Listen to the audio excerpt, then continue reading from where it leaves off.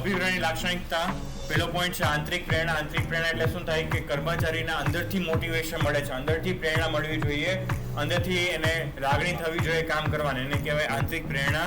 બીજો પોઈન્ટ છે મનોવૈજ્ઞાનિક ખ્યાલ. ધંધાકીય એકમમાં કામ કરતા કર્મચારીઓ જે છે એની માનસિકતા ઉપર રહેલું છે કે એને જો કામ કરવાની ઈચ્છા હશે તો સારામાં સારું કામ કરશે, અધરવાઇઝ એ કામ ન પણ કરે. એટલે એને અભિપ્રેરણા પૂરું પાડવું એ કોની જવાબદારી છે? ધંધાકીય એકમના અધિકારીઓની. બીજો પોઈન્ટ છે કર્મચારીની કાર્યક્ષમતા વધારે છે. કર્મચારી જો એને અભિપ્રેરણા આપવામાં આવશે તો એની કામ કરવાની ક્ષમતા શું થશે? વધી જશે.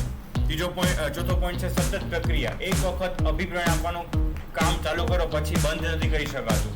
જ્યાં સુધી ધંધાકીય એકમમાં કાર્ય ચાલુ રહેશે ત્યાં સુધી કર્મચારીઓ રહેશે, અને કર્મચારી રહેશે ત્યાં સુધી અભિપ્રેરણા પણ ચાલુ જ રહેશે. ભાઈ છે ફેરબદલી દરમાં ઘટાડો. ધંધાકીય એકમમાં કામ કરતા જેટલા પણ કર્મચારીઓ છે એને આપણે જો યોગ્ય રૂપથી એને પ્રોત્સાહન આપશું કામ કરવા માટેનું તો એ લોકોના ફેરબદલી દરમાં શું જોવા મળશે? ઘટાડો જોવા મળશે.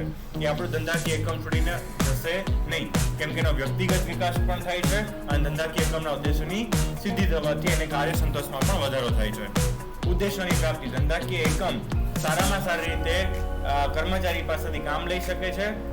એ કર્મચારીને કાર્ય સંતોષ થવાથી, સારી રીતે કામ કરતો હોવાથી ધંધાકીય એકમનો ઉદ્દેશ્યો સરળતાથી પ્રાપ્ત કરી શકાય છે. એનું કાર્યક્ષેત્ર કેવું છે? વિસ્તૃત છે, કેમ કે ધંધાકીય એકમમાં કામ કરતા ઉચ્ચ સપાટીથી માંડીને તળ સપાટી સુધીના દરેક કર્મચારીમાં અભિપ્રેરણાનું કાર્ય જોવા મળે છે. પરિવર્તનશીલ વ્યવસ્થાપન અનુરૂપ. ધંધાકીય એકમમાં જે કંઈ બદલાવ આવે છે બદલાવને અપનાવી શકવા જોઈએ. કર્મચારીઓ છે ધંધાકીય એકમના બદલાવ જે પરિવર્તન આવે છે એને અપનાવી શકવા જોઈએ અને કામ કરી શકવા જોઈએ. એવી રીતે આપણે અભિપ્રેરણા આપવાનું છે. સહયોગ પ્રાપ્ત કરવાનું સાધન. કર્મચારી પાસેથી કોઈ પણ જાતનો સહયોગ, સપોર્ટ જોતો હોય તો અભિપ્રેરણા દ્વારા આપણે પ્રાપ્ત કરી શકીએ છીએ. એના પછી હકારાત્મક અભિગમ.